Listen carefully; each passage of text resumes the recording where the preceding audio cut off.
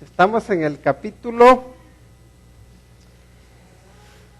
10, todavía no llegamos al capítulo 11, todavía nos queda una semana más para llegar al capítulo 11. Por tanto, estamos en el capítulo 10, versículos del 22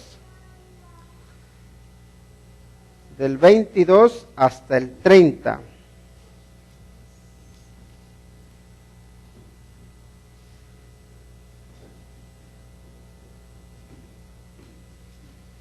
¿Lo tenemos? Juan capítulo 10, versículos del 22 al 30.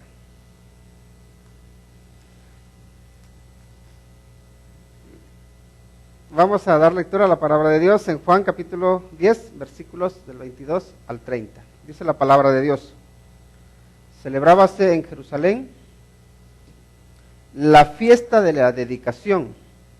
Era invierno, y Jesús andaba en el templo por el pórtico de Salomón. Y le rodearon los judíos y le dijeron: ¿hasta cuándo nos turbarás el alma? Si tú eres el Cristo, dínoslo abiertamente. Jesús les respondió: os lo he dicho y no creéis. Las obras que yo hago en nombre de mi Padre, ellas dan testimonio de mí. Pero vosotros no creéis, porque no sois de mis ovejas, como os he dicho. Mis ovejas oyen mi voz, y yo las conozco, y me siguen, y yo les doy vida eterna, y no perecerán jamás, ni nadie las arrebatará de mi mano. Mi Padre que me las dio es mayor que todos, y nadie las puede arrebatar de la mano de mi Padre. Yo y el Padre, uno somos. Oremos. Padre, te agradecemos por tu santa palabra, porque en ella encontramos promesas que nos dan seguridad, que nos ayudan a confiar a pesar de que vengan adversidades, que nos ayudan a mantenernos firmes a pesar de que ruja la tormenta. Y Señor, ayúdanos a afianzarnos en tu verdad de tal manera que podamos mantenernos fieles a ti, y que, Señor, las pruebas no nos hagan caer, antes bien que nos sirvan para fortalecernos en tu amor, para fortalecernos en la fe, para fortalecernos en la confianza a ti. Padre, nos ponemos en tus manos en el nombre glorioso de Cristo Jesús. Amén. Muy bien, el tema que vamos a tratar esta tarde tiene que ver con que en Cristo hay seguridad. ¿Pero qué tipo de seguridad? ¿Pasajera o eterna? Eterna. ¿De verdad creemos eso? ¿De verdad creemos que en Cristo hay seguridad eterna? ¿Por qué les pregunto esto? Porque el tema que vamos a tratar esta tarde es este. Cuando tú naces de nuevo, cuando recibes al Señor Jesucristo como tu Salvador personal, cuando vienes a Él por la fe, cuando le confiesas como Señor y Salvador, una vez que has hecho eso, una vez que el Espíritu Santo te ha sellado como hijo de Dios, ¿puedes perder la salvación después o no? Ese es el tema, esa es la pregunta. Yo, si soy cristiano, si soy nacido de nuevo, ¿tengo una salvación que es para la eternidad? ¿O por el contrario, puedo perder esa salvación que recibí una vez? Y yo sé que es un tema, se los digo, es un tema en el cual hay diferencias de opinión. Y hay que respetar las diferencias de opinión. Ahora, también creo que es bueno que nos formemos nuestra opinión y también que tengamos bases para respaldar lo que opinamos. Hay alguno que decía, bueno, sí, está bien que tú tengas tu opinión y yo la mía, pero cuando llegue al cielo te vas a dar cuenta de que estabas equivocado. No, eso no es respeto. Cuando hablamos de respetar a las otras personas es ver la validez de los argumentos que presentan y decir, wow, lleva mucha razón en lo que dice. Por el contrario, creo que no está de acuerdo con lo que dice este pasaje. Bueno, pero hay una cosa que quiero dejar clara. Mi seguridad y tu seguridad, si descansa en ti, no puede ser seguridad eterna. Ahora, si tu seguridad descansa en Cristo, creo que sí puede ser seguridad eterna. Entonces ya pueden ver cuál es mi opinión respecto al tema, ¿no? Pero de todas formas creo que es bueno que examinemos lo que nos dice la Escritura. En primer lugar, vemos que aquí Juan nos dice que en el versículo 22, celebrábase en Jerusalén la fiesta de la dedicación, dice. Era invierno y Jesús andaba en el templo por el pórtico de Salomón. La fiesta de la dedicación, pongo ahí, o renovación. En realidad en griego, el sentido más correcto, la traducción más literal sería renovación. ¿Y por qué se celebraba esta fiesta? Miren, esta era una fiesta que se celebraba durante 8 días y era en memoria de que más o menos unos 160 años antes del Señor Jesucristo, hubo un hombre que se llamaba Antíoco Epífanes. Era uno de los reyes seleucidas. Y este hombre lo que hizo fue atacar Jerusalén. Lo que hizo este hombre es que la verdad mató como a 4,000 judíos, mandó como otros 4,000 los vendió como esclavos. Y en Jerusalén lo que hizo fue profanar el templo. ¿Qué hizo este hombre? Ustedes saben que para los judíos el cerdo es un animal impuro, ¿verdad? Es un animal sucio. Pues este hombre lo que hizo fue ofrecer un cerdo en el altar de los sacrificios y luego hizo un caldo con ese cerdo y todo el caldo lo esparció por todo el templo, profanándolo, ensuciándolo. Entonces se levanta un hombre que se llamaba Judas Macabeo, y ahí es famosa la guerra o la revuelta de los macabeos, ¿no? Este hombre lo que hace es derrotar podemos decir a Antíoco, a su ejército, y lo que hizo fue limpiar todo el templo, el altar que había sido profanado lo destruyó y construyó uno nuevo. Entonces, ahí es donde se volvieron a hacer ya ahora sacrificios, pero ya habiendo sido renovado. Por eso es la fiesta de la renovación. Es la fiesta también de la dedicación. Entonces, a esta fiesta está haciendo alusión aquí Juan el Evangelista. Ahora, hay más, porque esta fiesta duraba 8 días, y esto ya puede ser que sea tal vez una historia que se hayan inventado, o puede que haya sucedido, pero el caso es que quedaba un solo candelabro que no había sido profanado, que estaba puro y que se podía utilizar para encender o para iluminar el templo. Así que el aceite de esa lámpara solamente podía o aguantaba para alumbrar durante un día. Pero milagrosamente, esta lámpara duró encendida 8 días. Y de ahí es que se celebran los 8 días. Y bueno, hay más rituales que se hacen en esta celebración.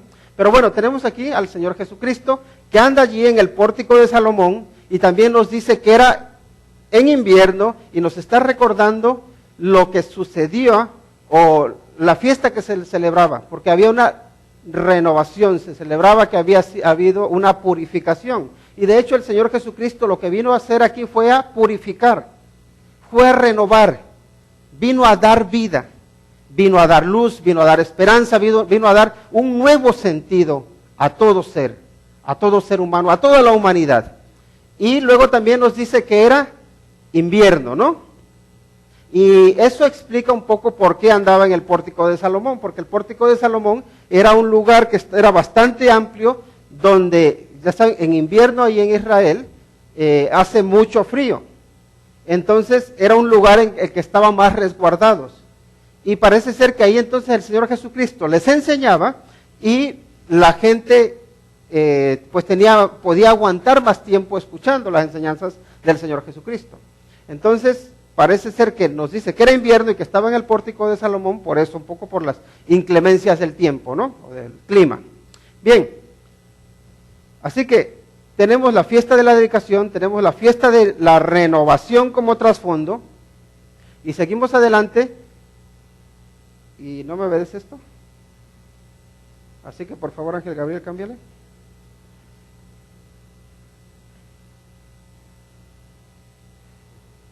Y luego, miren en el versículo 24 lo que sucede. Dice, y le rodearon los judíos y le dijeron, ¿hasta cuándo nos turbarás el alma? Si tú eres el Cristo, dínoslo abiertamente. Jesús les respondió, os lo he dicho y no creéis. Las obras que yo hago en nombre de mi Padre, ellas dan testimonio de mí. Entonces aquí tenemos que los judíos rodean al Señor Jesucristo y le dicen que están atribulados, ¿no? Que están ahí un poco indecisos, que no saben qué es lo que está pasando o quién Él es realmente. Así que les dicen, ¿hasta cuándo nos vas a turbar el alma? Si tú eres el Cristo, como dice, dínoslo abiertamente. Y Jesús les dijo, pero si ya os lo he dicho y no creéis. Entonces la pregunta que aquí nos podemos hacer es, ¿aquí hay un problema de expresión o hay un problema de comprensión? El Señor Jesucristo les había dicho claramente que Él era el Cristo a los judíos o no. Yo creo que sí. Pero si se los había dicho claramente, ¿por qué ellos no lo tenían claro? Cuando uno habla con claridad, ¿por qué no se nos entiende? ¿Por qué no se nos entiende? Aquí el Señor Jesucristo les dice, ¿cómo que no les he dicho claramente si soy el Cristo o no? Dice, sí, ya os lo he dicho, pero el problema está en que no creéis. Las obras que yo hago en nombre de mi Padre, ellas dan testimonio de mí. Entonces dice, yo ya los he dicho, y también las obras que yo hago dan testimonio de ello. Así que aquí podemos decir que el Señor Jesucristo le dice que se los ha dicho de palabra, y se los ha dicho también con los hechos, palabras y hechos. Y eso es importante, porque cuando nosotros encontramos a un charlatán, normalmente tiene muchas palabras, ¿verdad? Pero a la hora de los hechos, ¿qué pasa? A la hora de los hechos, ya las palabras se las lleva el viento. Pero Jesucristo no era ningún charlatán. Jesucristo hablaba y tenía un respaldo que era sus obras. Y de hecho llega un punto en el que les dice, mire, si no me quieren creer a mí, dice, por lo menos crean en las palabras que yo les digo. Crean en lo que estoy haciendo. Y eso es importante, que nosotros cuando tenemos duda, que no solamente digamos, este es un mentiroso, sino que nos preocupemos más por la vida de las personas y que entonces, si no creemos por la palabrería, que podamos cerciorarnos de que la persona lo que está diciendo es verdad, porque tiene unos hechos que son verdaderos. Entonces no era un problema de expresión, era un problema de comprensión. ¿Por qué? ¿Por qué tenían un problema de comprensión? Y entonces la pregunta siguiente es, ¿qué impide a las ovejas creer en el pastor? Primero, ¿era un problema de expresión o era un problema de comprensión? Nuestra primera pregunta. La segunda pregunta es, bueno, si era un problema de comprensión, ¿qué impide o qué les impedía creer? Y lo que les impide creer, en este caso, ¿qué impide creer a las ovejas en el pastor? El Señor Jesucristo les dice, pero vosotros no creéis porque no sois de mis ovejas, como os he dicho. Vosotros no me creéis porque no sois míos. Y recuerden que estuvimos hablando ya de cómo son las ovejas, de cómo las ovejas escuchan la voz del pastor, ¿verdad? Recuerdan el ejemplo de esos dos pastores que estaban bajo la sombra, tenían su rebaño y su rebaño estaba mezclado. Y cuando llamaron a las ovejas, ellos hablaban, el sonido que hacían era muy parecido, y sin embargo las ovejas de un pastor se fueron para un lado y las del otro pastor se fueron para el otro, y escucharon su voz, creyeron en él, en cada uno en su pastor. ¿Por qué? Porque estaban acostumbradas a escuchar su voz. Pero aquí tiene que ver con posesión. Tú y yo vamos a escuchar al Señor Jesucristo si somos sus ovejas, si somos suyos, porque si no somos suyos, nuestros oídos no van a estar acostumbrados a su voz y no le vamos a reconocer. Entonces la pregunta es, ¿qué impide a las ovejas creer en el pastor? Primera razón que vemos es que no son suyas. Las ovejas escuchan a su pastor. Y por eso el Señor Jesucristo llega un momento en que le dice, ustedes son de su padre el diablo. Y por eso hacen lo que hace él, porque él es homicida. Y miren que esas son palabras fuertes, eso no es ninguna broma lo que les está diciendo. Y aquí les está diciendo claramente, ustedes no son míos. Ahora pensemos un poco en nosotros, que el Señor Jesucristo te diga, ¿sabes qué? Tú no eres mío, tú no eres mía. Sí, eres allegado, eres simpatizante, pero tú no eres de mi propiedad. Eso yo creo que sería terrible. ¿Y qué pasa si nos dijera eso a la hora de llegar al cielo? A la hora de presentarnos delante de él. ¿Tú quién eres? Si yo no te conozco. Tú no eres mi oveja. Wow. Terrible, porque eso implicaría que hay una condenación eterna para nosotros. Entonces es importante cerciorarnos de qué, de que somos propiedad de Cristo Jesús. Otra pregunta más. ¿Qué hacen las ovejas de Cristo? Si tú eres oveja de Cristo, tienes que hacer por lo menos dos cosas. Bueno, no solo dos, tres. Aquí dice, mis ovejas, dice, oyen mi voz. Son dos, perdón. Y me siguen. Mis ovejas oyen mi voz y me siguen. Porque escuchar podemos oír, ¿no? Pero reconocemos el mensaje. Reconocemos cuando Él nos está hablando y cuando nos está diciendo, oye, ven para acá. No te vayas para aquel lado, no te vayas para acá. Sígueme. Entonces, uno de los distintivos de las ovejas de Cristo es que estas ovejas le oyen. Cuando oyen su voz, la reconocen. Y esa es la implicación que tiene la palabra akúo, que se llama en griego, ¿no? Cuando dice que oyen su voz, es me hacen caso. Porque ¿saben qué? Tenemos hijos, ¿verdad? Y los que no tienen, pues se los decimos, o ya habrán visto. Que los hijos muchas veces nos oyen, ¿verdad? Y tú les hablas y va para allá, y a veces el niño o la niña va encarrerado para allá, y le hablas, y te está oyendo, pero sigue, y más le hablas y más sigue corriendo. Y te oyó, no es que no haya oído tu voz, sabe que le estás hablando tú, pero no te hace caso. Y aquí la implicación de esta palabra es, mis ovejas que oyen mi voz, es decir, me hacen caso. Y porque me hacen caso, dice, me siguen. El camino que yo les marco, el camino por donde yo las dirige, allí van ellas, dice. Y esa es la idea que tenemos aquí. Ahora la pregunta es, tenemos que preguntarnos a nosotros mismos, ¿no?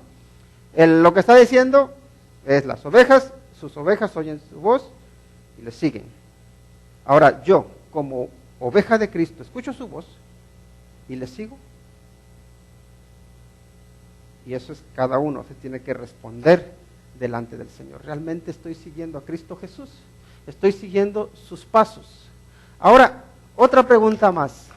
¿Qué hace Cristo por sus ovejas? Sus ovejas le oyen y le siguen. Si no le oyes, si no le sigues, no sé yo. ¿Qué clase de ovejas serás? Tal vez somos cabras. Ahora dice, el Señor Jesucristo dice, y yo les doy vida eterna. No perecerán jamás. Nadie las arrebatará de mi mano. ¿Por qué? Porque dice, mi Padre que me las dio es mayor que todos y nadie las puede arrebatar de la mano de mi Padre. Y aquí volvemos a la pregunta. ¿Una oveja de Cristo puede ser devorada por el lobo? ¿Una oveja de Cristo puede ser arrebatada por el león, quitársela, entendiendo que el león es Satanás? Porque anda como león rugiente buscando a quien devorar. Primero dice el Señor Jesucristo, dice, yo les doy vida eterna. ¿Qué significa vida eterna? Está claro, ¿no? Que no acaba nunca. Yo a mis ovejas les doy vida eterna, dice. Pero si no entendemos qué significa tener vida eterna, entonces ya dice, y no perecerán jamás. ¿Qué significa eso? Dice, no se van a morir nunca. No se van a morir nunca, no van a perecer jamás. Dice, una oveja mía jamás de los jamases va a perecer. Luego también nos dice, ni nadie las arrebatará de mi mano.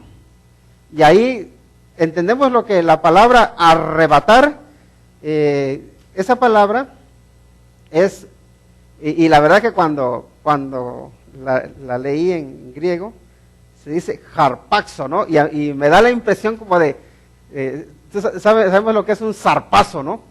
Cuando alguien tiene un zarpazo y arranca y arrebata. Pues un poco la idea es esta, que dice el Señor Jesucristo, nadie puede dar un zarpazo y arrancarme a mi oveja. Nadie, dice. Nadie las puede arrebatar de mi mano. Y el arrebatar tiene que ver con el que alguien que es más fuerte que tú, cuando tú tienes, por ejemplo, algo en tu mano, y alguien que porque es más fuerte que tú llega y te abre las manos y te las quita. Y el Señor Jesucristo dice, no, conmigo no pasa eso, dice. Yo a mis ovejas las tengo en mi mano y nadie me las puede arrebatar. ¿Por qué? Dice, porque mi Padre que me las dio es mayor que todos, dice. Ahí implica que es más grande, es más poderoso. Nadie es más grande que mi Padre, dice. Nadie es mayor que mi Padre, nadie es más fuerte que mi Padre. Dice, y nadie las puede arrebatar de la mano de mi Padre. Eso dice este versículo, este pasaje. Entonces, cuando yo pregunto, si tú eres oveja de Cristo, ¿existe la posibilidad de que dejes de ser su oveja? En mi opinión, creo que no. Creo que si tú eres su oveja, que si tú realmente has nacido de nuevo, eres hijo de Dios. Y que eres hijo de Dios por la eternidad. Pero no debemos ser tan ingenuos y decir, bueno, entonces, si yo ya soy salvo, a vivir la vida. Porque si ya no me va a pasar nada, si voy al cielo hasta con zapatos, pues venga el ponche y el guitarreo. A la fiesta. Precisamente, yo creo que si tu actitud es la de decir, bueno, pues entonces me voy a dar vuelo a la hilacha, ¿sabes qué es lo que estás diciendo? Yo no soy oveja de Cristo. Porque tú no deseas seguir a Cristo, porque tú no escuchas su voz, porque tú no le estás obedeciendo a Él, porque no estás yendo detrás de sus pisadas, estás yendo detrás de tus deseos carnales. Y quizá estés yendo detrás de tu padre, el diablo. Que suena feo eso, ¿verdad? Decir, tu padre, el diablo. A mí no me gustaría que me dijeran que mi padre es el diablo. Sin embargo, el Señor Jesucristo se lo dijo a los judíos. Ustedes son de su padre, el diablo. Pero yo espero que el Señor Jesucristo a cada uno de nosotros nos diga, tú eres hijo de Dios. Tú eres mi oveja. En ti hay seguridad eterna, en ti hay vida eterna. ¿Por qué? Porque Él te la da. Pero ojo, cuidadito, porque hay unos pasajes que sí que tenemos que analizar. Y creo que no sería, voy a decir tal vez, la palabra honesto, no sería ecuánime, no sería justo, si no tomase en cuenta algunos pasajes que ciertamente causan muchas dudas y son los que algunas personas utilizan cuando se preguntan si la salvación se puede perder o no. Y les quisiera que meditemos, que veamos brevemente en Hebreos capítulo 10.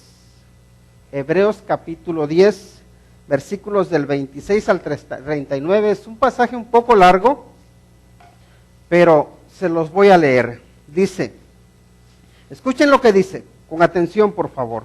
Dice, porque si pecaremos voluntariamente, después de haber recibido el conocimiento de la verdad, dice, ya no queda más sacrificio por los pecados, sino una horrenda expectación de juicio y de hervor de fuego que ha de devorar a los adversarios. El que viola la ley de Moisés por el testimonio de 2 o de 3 testigos, dice, muere irremisiblemente. ¿Cuánto mayor castigo pensáis que merecerá el que pisoteare al Hijo de Dios y tuviere por inmunda la sangre del pacto en la cual fue santificado e hiciere afrenta al Espíritu de gracia? Pues conocemos al que dijo, mía es la venganza, yo daré el pago, dice el Señor. Y otra vez, el Señor juzgará a su pueblo. Horrenda cosa es caer en manos del Dios vivo. Pero traedla a la memoria, dice, los días pasados, en los cuales, después de haber sido iluminados, sostuvisteis gran combate de padecimientos. Por una parte, ciertamente con vituperios y tribulaciones fuisteis hechos espectáculo, y por otra, llegasteis a ser compañeros de los que estaban en una situación semejante. Porque de los presos también os compadecisteis, y el despojo de vuestros bienes sufristeis con gozo, sabiendo que tenéis en vosotros una mejor y perdurable herencia en los cielos. No perdáis pues vuestra confianza, que tiene grande galardón, porque os es necesaria la paciencia, para que habiendo hecho la voluntad de Dios, obtengáis la promesa. Porque aún un poquito, y el que ha de venir, vendrá, y no tardará. Mas el justo vivirá por fe, y si retrocediere, no agradará a mi alma. Pero nosotros no somos de los que retroceden para perdición, sino de los que tienen fe para preservación del alma. ¿Qué hay aquí? Primeramente vemos una advertencia fuerte, solemne y tremenda. Dice, si pecaremos voluntariamente después de haber recibido el conocimiento de la verdad, ya no queda más sacrificio por los pecados, dice, sino una horrenda expectación de juicio y de hervor de fuego que ha de devorar a los adversarios. Y ya luego dice que el que viola la ley de Moisés con 1 o 2 testigos, pues sufre, tiene que pagar. Dice, ¿cuánto más el que pisoteare la sangre de Cristo?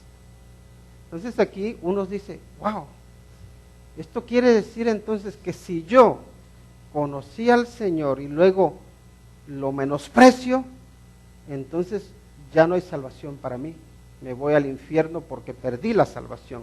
Esa es la interpretación que algunos le dan.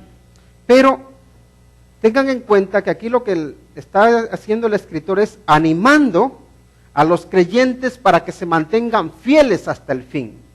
Ahora, está hablando aquí de algo que se llama un caso hipotético, ¿no? Diciendo, miren, si ustedes se volviesen atrás, eso sería lo peor que podrían hacer. Pero fíjense lo que dice los versículos 38 y 39, dice, mas el justo vivirá por fe. Y luego dice, y si retrocediere, no agradará a mi alma. O sea que si alguien se vuelve atrás, dice, a mi alma no le va a agradar. De alguna manera, Dios está diciendo, a mí no me agrada que alguien retroceda. Pero luego continúa y dice, pero nosotros, ¿quiénes son esos nosotros? Aquellos nacidos de nuevo, aquellos que tienen a Cristo en su vida, aquellos que han sido sellados por el Espíritu de Dios. A los creyentes, dicen, nosotros no somos de los que retroceden para perdición, sino de los que tienen fe para preservación del alma.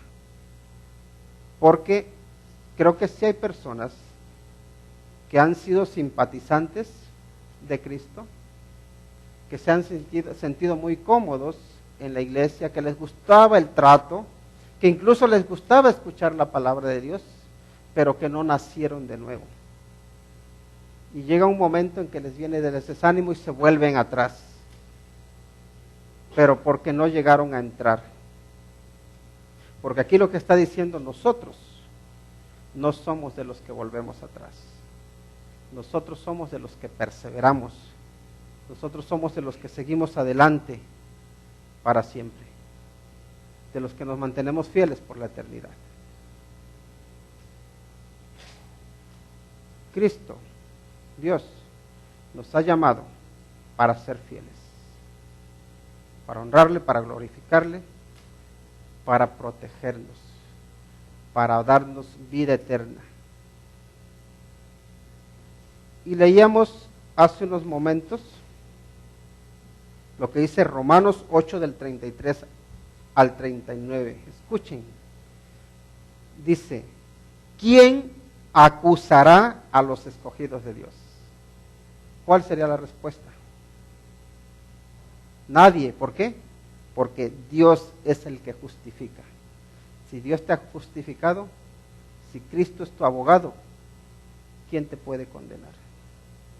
¿Quién es el que condenará? Dice, Cristo es el que murió, más aún el que también resucitó, el que además está a la diestra de Dios, el que también intercede por nosotros.